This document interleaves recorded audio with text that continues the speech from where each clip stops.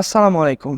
Board পরীক্ষায় স্টুডেন্টরা সবচেয়ে বেশি যে সমস্যার সম্মুখীন হয় তা হলো টাইম ম্যানেজমেন্ট করা, অর্থাৎ 3 ঘন্টায় 100 নম্বরে আনসার করা অর্থাৎ ফুল আনসার করা, এবং সবচেয়ে কঠিন হলো 2.5 ঘন্টায় 7টা সৃজনশীলের আনসার করা। এক্ষেত্রে আজকের এই ভিডিওতে কীভাবে 2.5 ঘন্টায় তোমরা 7টা সৃজনশীল আনসার করবে তা নিয়ে আলোচনা করব। তাহলে চলো শুরু করি। প্রথমে 2024 সালের যারা এইচএসসি পরীক্ষা তোমাদের 30 তারিখ অর্থাৎ রবিবার থেকে শুরু হবে, তাহলে এই ক্ষেত্রে প্রথমে তোমাদের পরীক্ষা হবে বেশিরভাগ পরীক্ষায় 10টা থেকে 1টা পর্যন্ত। তাহলে আমাদের টাইম প্ল্যান হবে কি 10টা থেকে 1টার মধ্যে। তাহলে আমরা আজকে এই 10টা থেকে 1টার প্ল্যান করে রাখবো এবং এখন থেকে মাথায় রাখবো কোন সময়ে আমরা কোন সৃজনশীলটা কয়টা সৃজনশীল শেষ করবো, এই বিষয়টা আমরা আজকে প্ল্যান করে রাখবো। প্রথমে যদি বলি, প্রথমে তোমাকে যখন ওএমআর দিবে প্রথম 30 মিনিট তোমাকে এমসিকিউতে টাইম দিতে হবে, তখন তুমি সেখানে সিকিউ আনসার করা যায় না। আশা করি এটাতে এমসিকিউ আনসার করতে কারো সমস্যা হবে না। তাহলে এক্ষেত্রে এমসিকিউটা আমরা বাদ দিলাম এখন। তাহলে আমরা আজকে প্ল্যান হবে সিকিউ নিয়ে, 2.5 ঘন্টা কীভাবে সিকিউ সলভ করবে। তাহলে এই ক্ষেত্রে তুমি যত হিসাব নিকাশ করো, একটা বিষয় তোমাকে মাথায় রাখতে হবে, তোমাকে সিকিউ কিন্তু 20 মিনিটে শেষ করতে হবে। কয় মিনিটে? 20 মিনিটে।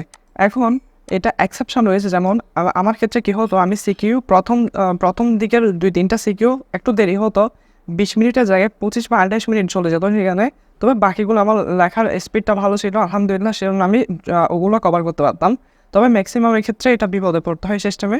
তাহলে এক্ষেত্রে আমি বলবো 20 মিনিট তোমার প্রথমে মাথা রাখতে হবে, একটা সিকিউর টাইম হবে 20 মিনিট। তাহলে এটাকে যদি আমরা 20 মিনিটকে একটু ডিস্ট্রিবিউট করি কীরকম হয় দেখো। প্রথমে আমরা বললাম ক, তারপর খ, তারপর হলো গ এবং হলো ঘ। তাহলে আমাদের এই 4টা কোয়েশ্চন সলভ করতে হয়। তাহলে আমরা যে কোয়েশ্চন রয়েছে সেই কোয়েশ্চনটা আমরা 1 মিনিটে সলভ করার চেষ্টা করব। যদি 1 মিনিট আশা করি লাগবে না, তবুও আমি দিয়ে দিলাম। এরপরে খ, এটার জন্য আমি বললাম 3 মিনিট, এটার জন্য কয় মিনিট? 3 মিনিট। এরপরে গ, এটার জন্য কয় মিনিট? 7 মিনিট। এবং ঘ, এটার জন্য টোটাল কয় মিনিট? 9 মিনিট। তাহলে টোটাল কত হয়? 20 মিনিট। আশা করি এটা এখানের মধ্যে কয়েকটি জায়গায় একটু টাইম বেশি লাগতে পারে, কয়েকটি জায়গায় একটু কম লাগতে পারে। তবে এটা হলো একটু উদাহরণ দেওয়ার জন্য দিলাম। তবে এভাবে যে 1 মিনিটে ক খ এভাবে শেষ করা আসলে সম্ভব হয় না। এটা পরীক্ষা হলে এত কিছু মাথায়ও থাকে না। তাই এটা ফলো না করো, তুমি এটা মাথায় রেখো যে তোমাকে 20 মিনিট একটা সিকিউ সলভ করতে হবে। 20 মিনিটে যদি সিকিউ সলভ করতে পারো তাহলে তুমি ফুল আনসার করা যাবে। তাহলে এখন এটার প্ল্যানটা কীরকম হবে? এটার প্ল্যানটা আমি যেভাবে পরীক্ষা হলে করতাম, এটা আমার মাথায় সেট থাকতো। যেমন দেখো, আমাদের সিকিউটা শুরু হবে 10টা 30-এ, ঠিক আছে? 10টা 30-এ। এখন এভাবে করছি কেন? কারণ সিকিউটা যদি এভাবে না করো, প্ল্যান করা না থাকে, তাহলে তুমি ফুল আনসার করাটা কিন্তু টাফ হয়ে যায়, অনেক সময় করা সম্ভব হয় না। তাই এটা এভাবে প্ল্যান রাখলে একটু সহজ হয় আর কি। তাহলে প্রথম আমরা 10টা থেকে শুরু করবো। তোমার প্রশ্নটা কয়েকবার পড়ে নেবে, যে প্রশ্নটা সবচেয়ে বেশি পারো সেই প্রশ্নটা সিলেক্ট করবে, যাতে কনফিডেন্স একটু বুস্ট আপ হয়, প্রেজেন্টেশনটা একটু ভালো হয়। এবং প্রথম 2-3টা সৃজনশীল চেষ্টা করবে একটু ভালো করে সুন্দর করে লেখার চেষ্টা করা, যাতে একটু টিচারের মনে করে যে স্টুডেন্টটা একটু ভালো লিখতে পারে এবং ভালো লিখেছে। তাই এক্ষেত্রে আমরা 10:30 থেকে শুরু করবো। এই ক্ষেত্রে যদি আমি 20 মিনিট করার সময় দিই, আমাদের টাইম হবে 10:50 এবং 10:50-এর দিকে যেন তোমার একটা সৃজনশীল শেষ হয়। এটার একটু কম বা বেশি হতে পারে, কারণ আমরা তো হিউম্যান, কোনো রোবট না যে বড় 10:50 শেষ হবে তা নয়। তবে এটা একটা মাথায় সেট রাখলে তো আর সহজ হয়, তাই বলছি। তাহলে 10:50 যদি শেষ হয়, এরপরে আবার 10:50 থেকে তো আরেকটা শুরু করবে। তাহলে 10:50 থেকে আবার শুরু যদি করে একটা সৃজনশীল, তাহলে এই ক্ষেত্রে আমরা সেটা 11:10 বা এর আশেপাশে শেষ করব। কারণ তুমি তো 10:50 শেষ করার পর এরপরে প্রশ্ন আরেকটা যেটা সিলেক্ট করবে ওইটা চুজ করতে 1-2 মিনিট চলে যাবে। তো এটা সেজন্য বলছি বরাবর হতে হবে না, একটু হলে সমস্যা নেই। তাহলে 11:10 বা এর আশেপাশে থাকবে। এরপর 11:10 থেকে 11:30 পর্যন্ত তোমার 3টা সৃজনশীল যাতে শেষ হয়, এবং এটা 11:30 হোক বা 11:35 হোক, তবে এর আশেপাশে যেন থাকে, এর চেয়ে বেশি যাতে না হয়। তাহলে প্রথমে এই টাইম টেবিলটা মাথায় রাখো। এই টাইম টেবিলটা মাথায় রাখলে সেকেন্ড যে টাইম টেবিল রয়েছে ওইটা সহজ হয়ে যায়। তাহলে এতটুকু করলে তোমার সিকিউ কয়টা শেষ হবে বলো? 3টা সিকিউ তোমার কিন্তু শেষ, এবং 3টা সিকিউ এতটুকু করলে তোমার আশা করি তোমার কনফিডেন্সটা অনেক বেড়ে যাবে যে 11:30টার ভিতরেই তোমার 3টা সৃজনশীল শেষ। এটা বিশেষ করে বাংলা প্রথম পরীক্ষা তোমার এটা কাজ আসবে, এই প্ল্যানটা দেখিও। অন্যান্য যেগুলো ম্যাথ আর রয়েছে সাবজেক্ট যেগুলোতে, ওগুলোতে আশা করি এরকম হবে না। ওখানে তুমি যদি ম্যাথ পারো দ্রুত তো সলভ করে ফেলতে পারবে। তবে এটা জেনারেল সাবজেক্টগুলোর জন্য, যেখানে 7টা সৃজনশীল থাকে, থিওরিটিক্যাল সাবজেক্টগুলো। তাহলে এখানে এই 3টা যদি শেষ হয়, তাহলে এরপরে আবার সেম টাইপ টেবিল, অর্থাৎ এখানে 11:30, তো এরপরে এখানে জাস্ট ওয়ার্ডগুলো চেঞ্জ হবে আর কি। সেরকম দেখো, এখন আমি আবার 11:30টায় আরেকটা সৃজনশীল শুরু করলাম, বা 11:35, মানে সব মিলিয়ে আর কি। তাহলে 11:30টায় যদি আমি শুরু করি, আমরা আবার 11:50-এ একটা সৃজনশীল শেষ করবো।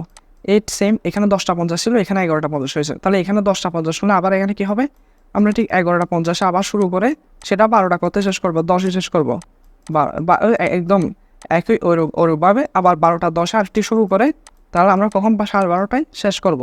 এভাবে কিন্তু আমাদের কয়টা আবার 3টা সৃজনশীল শেষ। তাহলে এতটুকু করলে তোমার 3টা 6টা শেষ, আরও আধা ঘন্টা সময় থাকবে, আর আর আধা ঘন্টা সময় তুমি আরেকটা সৃজনশীল শেষ করবে। তবে এইখানে এখন বলবে যে ভাইয়া রিভিশনের সময়টা কই। তাহলে আমি একটা কথা বলি, প্রথমত এখানে আমাদের টোটাল 7টা সৃজনশীল শেষ হবে একটাই। এখন একটা কথা বলি, প্রথমত যখন তুমি পরীক্ষা হলে বসবে, পরীক্ষা হলে কিন্তু আমাদের মাইন্ড সবচেয়ে ফার্স্ট কাজ করে। তাহলে এক্ষেত্রে প্রথম যখন সৃজনশীল বলেছি, এখানে একটু টাইম লাগবে, অর্থাৎ এখানে 10:50-এর জায়গায় 11টা হয়ে যাবে। কারণ কেন বলি, প্রথমে তুমি যখন কলম দিয়ে লেখা শুরু করবে, এক্ষেত্রে সাধারণত একটু গ্রিপটা ধরতে, অর্থাৎ মানে একটু অ্যাডজাস্ট হতে পরীক্ষার সাথে, এবং একটা ফর্মে আসতে একটু সময় লাগে। যখন আমরা সাধারণত যখন 3টা সৃজনশীল লিখে ফেলি, 2টা সৃজনশীল বা লিখে ফেলি, তখন আমাদের মতো একটা স্পিড চলে আসে। তখন আমরা খুব দ্রুত লিখতে পারি এবং খুব দ্রুত আনসারগুলো সলভ করে চলে আসতে পারি। তাহলে এই ক্ষেত্রে যখন তুমি এই 3টা সলভ করবে, দেখবে যে এখানে 12:30টার আগেও শেষ হয়ে যেতে পারে, এবং এখানে অথবা 12:30টার ধরো 3টা শেষ হওয়ার পর যখন শেষ সৃজনশীলটা লিখবে, তুমি কিন্তু একদম মাইন্ড ফ্রেশ করে তোমার লিখতে পারবে, কারণ কোনো প্রেশার থাকবে না।